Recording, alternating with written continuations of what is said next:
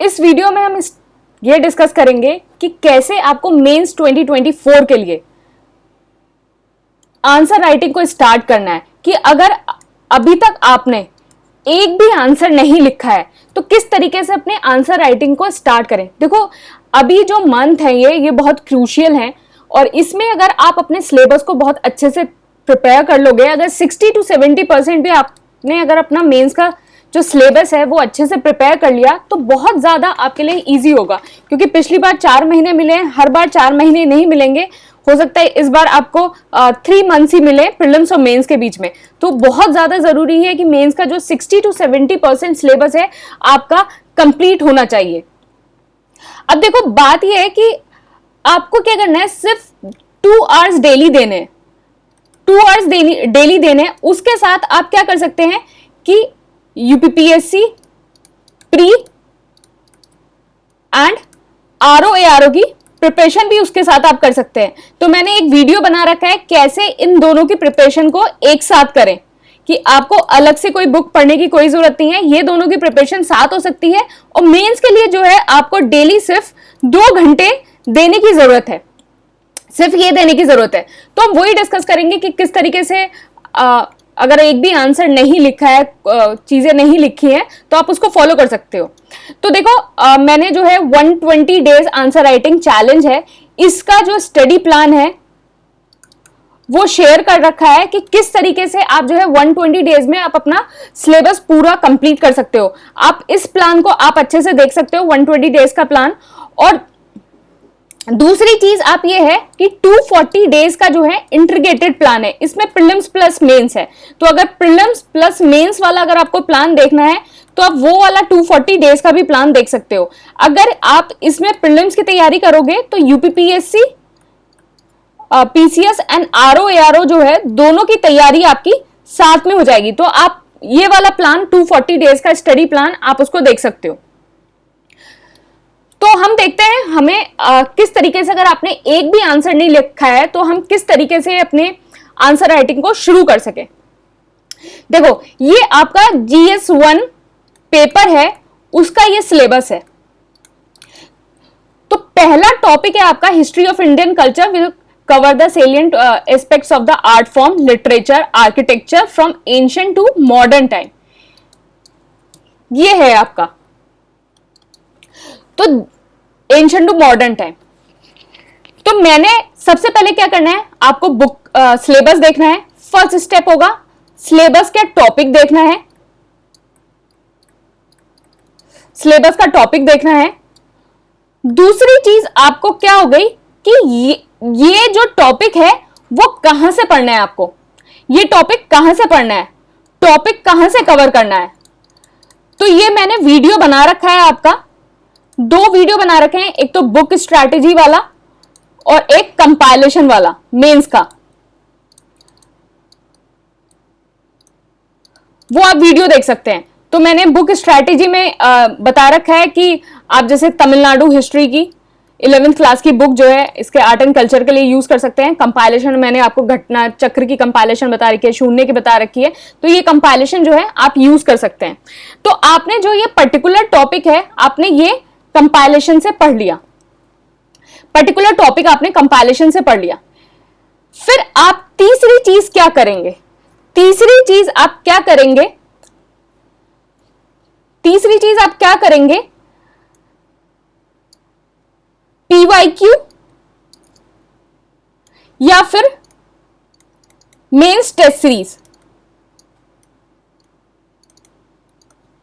PYQ और mains test series में जो ये क्वेश्चन होंगे आप उसको सॉल्व करेंगे। देखो, अगर जैसे आर्ट एंड कल्चर का पीवाईक्यू में 2018 से लेकर 2023 में जितने भी क्वेश्चंस आए हैं आप उनको सॉल्व कर लेंगे। लेकिन आई सजेस्ट यू आप टेस्ट सीरीज से क्वेश्चन सॉल्व करें, क्योंकि टेस्ट सीरीज से क्वेश्चन सॉल्व करने का एक फायदा रहता है कि आपका पहले आपका एवोल्यूशन होता है, आपको अपनी गलतियों का पता चलता है, आपका फीडबैक आपको मिलता है किस तरीके से आप सही अप्रोच कर रहे हैं। क्योंकि यहाँ पीवाईक्यू जब आप करेंगे तो आप खुद से ही चीजों को कर रहे हैं, आप खुद से ही, तो वहां आपका एवोल्यूशन नहीं हो पाएगा, आपको पता नहीं चल पाएगा आप सही डायरेक्शन में है या नहीं है।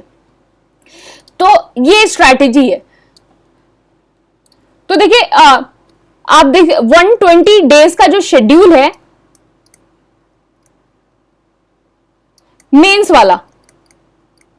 उस शेड्यूल में जैसे आज डे 1 है, तो डे 1 का जो आपने जो है टॉपिक पढ़ा, डे 1 का आपने टॉपिक पढ़ा, डे 1 का सपोज डे 1 का टॉपिक है Indian constitution historical independent evolution feature रही है, तो फिर आप क्या करेंगे, जो टेस्ट सीरीज है, टेस्ट सीरीज है वहां से आपने क्वेश्चन देख लिया, कौन सा क्वेश्चन मिला हुआ है, फिर वो क्वेश्चन आपने जो है बुक या कंपाइलेशन से पढ़ लिया, वो क्वेश्चन आपने बुक या कंपाइलेशन से पढ़ लिया, आपने बुक या कंपाइलेशन से रीड कर दिया, फिर उसके बाद अपनी बुक को क्लोज करो, बुक को क्लोज करो और फिर उसके बाद उस क्वेश्चन की आंसर राइटिंग करो।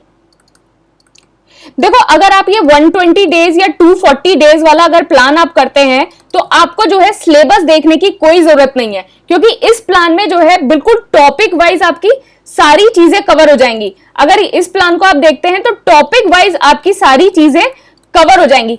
अगर आप सेल्फ कर रहे हैं तो अगर इस तरह की स्ट्रैटेजी अपना सकते हैं, और अगर आप प्लान को फॉलो कर रहे हैं तो आप इस तरह की स्ट्रैटेजी अपना सकते हैं। आप जैसे आप सपोज आज सपोज एक क्वेश्चन मिला आपको, सेपरेशन ऑफ पावर के ऊपर एक क्वेश्चन मिला, सेपरेशन ऑफ पावर, तो आप क्या करेंगे, आपने क्वेश्चन को रीड किया, फिर आप देखेंगे सेपरेशन ऑफ पावर जो है आपके पास जो भी कंपाइलेशन है, आपके पास घटना चक्र की कंपाइलेशन है, आपके पास शून्य आयस की है, आपके पास प्रहार है, आपके पास जो भी कंपाइलेशन है, आपने सेपरेशन ऑफ पावर उस कंपाइलेशन से पढ़ लिया।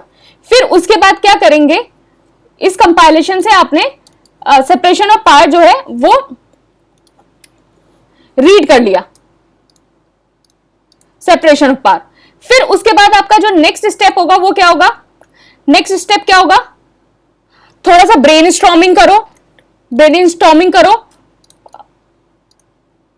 पॉइंट्स को कंसोलिडेट करने की कोशिश करो अपने दिमाग में। फिर उसके बाद जहां से भी आपने जो कंटेंट पढ़ा है उस बुक को क्लोज कर दो, उस बुक को क्लोज कर दो और फिर आंसर राइटिंग करो। बुक बंद करने के बाद आंसर राइटिंग करो। तो इससे क्या होगा, इससे क्या होगा, पहली चीज जो भी आपने इस बुक से रीड किया है वो आप रिट्रीव कर पाएंगे, जो भी आपने इस बुक से रीड किया है वो रिट्रीव कर पाएंगे। फिर उसके बाद जब आप आंसर राइटिंग करेंगे तो आप रिप्रोड्यूस कर पाएंगे, कि आपको जो आता है वो रिप्रोड्यूस कर पाएंगे और चीजें आपकी रिकॉल भी होंगी, और एक तरह से आपका रिवीजन भी होगा।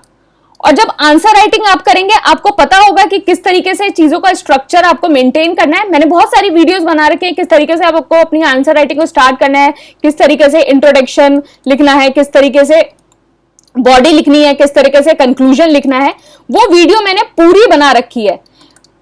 तो आंसर राइटिंग वाली जो वीडियोस हैं आप उसको आराम से देख सकते हैं, आपको साफ समझ में आ जाएगा कि इंट्रोडक्शन कैसे लिखना है, बॉडी कैसे लिखनी है, कंक्लूजन कैसे लिखना है।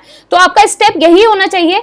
आप अगर प्लान को फॉलो कर रहे हैं, कोर्स ले रहे हैं, तो आपका स्टेप यही होना चाहिए, पहले आप टॉपिक को रीड कर लो, फिर उसके बाद आपको फिर ये जितना भी कोई सिलेबस है ये सारी चीजें करने की कोई जरूरत नहीं है। अगर आप 120 डेज वाला प्लान लेते हो तो आपका पूरा 120 डेज में मेंस का सिलेबस कंप्लीट हो जाएगा। एंड जो 240 डेज वाला है उसमें स्टार्टिंग में हम प्रीलिम्स प्लस मेंस को करेंगे और फिर उसके बाद प्रीलिम्स ओनली। तो ये आपका चीजें खत्म हो जाएंगी। तो आप इस तरीके से चीजों को तैयार कर सकते हैं। तो पहले मतलब आराम से आप रीड कर लो, जो भी आपका कंटेंट है उसको रीड कर लो और फिर आंसर राइटिंग करो। अगर आप अपने आप पढ़ने की कोशिश कर रहे हो तो PYQ सॉल्व कर सकते हो 2018 से लेकर 2023 के, लेकिन आई सजेस्ट यू मतलब आंसर राइटिंग करो, आपको एक एवोल्यूशन मिलेगा, आपको एक फीडबैक मिलेगा और ये सारी चीजें मिलेंगी। तो ये सारी चीजें मिलेंगी तो आप देख सकते हैं कि ACPPSC का जो 2023 का जो आंसर राइटिंग था उससे टोटल 96 क्वेश्चंस आए थे आउट ऑफ 120 क्वेश्चंस। तो 96 क्वेश्चंस आपके आए थे आउट ऑफ द 120 क्वेश्चंस। और जो प्रीलिम्स था उसमें 102 क्वेश्चंस आए थे। तो नीचे PDF होगी, नीचे एक PDF होगी, वहां से आप इसको वेरीफाई कर सकते हैं। अगर आपको फिर भी अगर कोई डाउट आ रहा है आंसर राइटिंग से रिलेटेड कैसे करना है, आप नीचे कमेंट बॉक्स में मुझे लिखें।